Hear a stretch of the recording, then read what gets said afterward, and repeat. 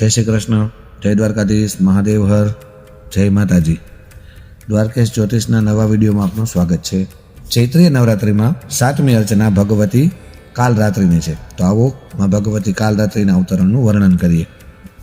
અથ ધ્યાનમ વામપાદોલ્લસલ્લોહ લતાકરંટકભૂષણ વર્ધના મૂર્ધ્વધજા કૃષ્ણા કાલરાત્રિ ભયંકરી નમસ્કરોમી.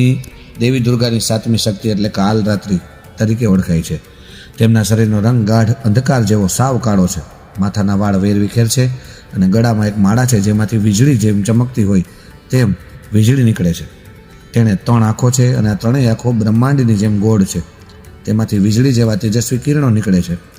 તેમના નસકોરોના શ્વાસમાંથી અગ્નિની ભીષણ જ્વાળાઓ બહાર આવતી રહે છે.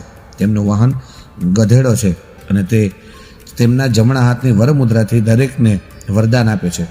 જમણી બાજુનો નીચેનો હાથ અભય મુદ્રામાં છે.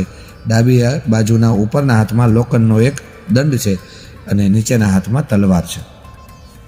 કાલરાત્રિનું આ સ્વરૂપ જોવામાં ખૂબ જ ડરામણું છે, પરંતુ તે હંમેશા શુભ ફળ આપે છે. આ કારણથી તેમનું નામ શુંભકરી પણ છે. તેથી આના કારણે ભક્તોએ કોઈ પણ રીતે ડરવાની ગભરાવાની જરૂર નથી.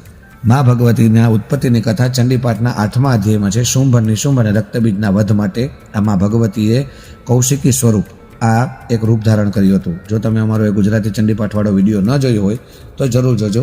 ઉપર આઈ બટનમાં તમને એની લિંક મળી જશે. તેમાં 8મો અધ્યાય જરૂર સાંભળજો. તેમાં આખું વર્ણન કાલરાત્રિ માતાજીનું છે. દુર્ગા પૂજાના 7મા દિવસેમાં કાલરાત્રિની પૂજા કરવાની પરંપરા છે. આ દિવસે સાધકનું મન સહસ્રાર ચક્રમાં સ્થિર રહે છે. બ્રહ્માંડની દરેક સિદ્ધિઓના દરવાજા તેના માટે ખુલ્લા લાગવા લાગે છે. આ ચક્રમાં સ્થિત સાધકનું મન સંપૂર્ણ રીતે માં કાલરાત્રિના રૂપમાં સ્થિત રહે છે. તેમના તમામ પાપ અને વિઘ્નો નાશ પામે છે અને તે અખૂટ ગુણોને પ્રાપ્ત કરે છે. માં કાલરાત્રિ દુષ્ટોનો નાશ કરનાર છે. રાક્ષસ, દૈત્ય, દાનવ, ભૂત, પ્રેત વગેરે માત્ર તેમના સ્મરણથી ડરી જાય છે અને ભાગી જાય છે. તેઓ ગ્રહોના અવરોધોને પણ દૂર કરે છે. તેમના ઉપાસકોને અગ્નિનો ભય, જલનો ભય, પ્રાણીઓનો ભય કે શત્રુઓનો ભય અથવા તો રાત્રિ ભય આ વગેરે ક્યારેય લાગતા નથી. તેમની કૃપાથી સર્વ બધાય ભયમુક્ત થઈ જાય છે. કાલરાત્રિ માતાના સ્વરૂપની મૂર્તિને હૃદયમાં મૂકીને વ્યક્તિએ પોતાની ભક્તિભાવથી પૂજા કરવી જોઈએ. યમ, નિયમ અને સંયમનું સંપૂર્ણ પાલન કરવું જોઈએ. તે શુભ દેવી છે. તેની પૂજા કરવાથી જે શુભ વસ્તુઓ છે એ જ થાય છે. તેની ગણતરી કરી શકાતી નથી. આપણે સતત તેમનું સ્મરણ, ધ્યાન અને પૂજા કરવી જોઈએ. જો વિડીયો ગમ્યો હોય તો લાઇક, શેર અને સબસ્ક્રાઈબ કરજો અને કમેન્ટમાં જય માતાજી લખવાનું જરૂર ભૂલતા નહીં.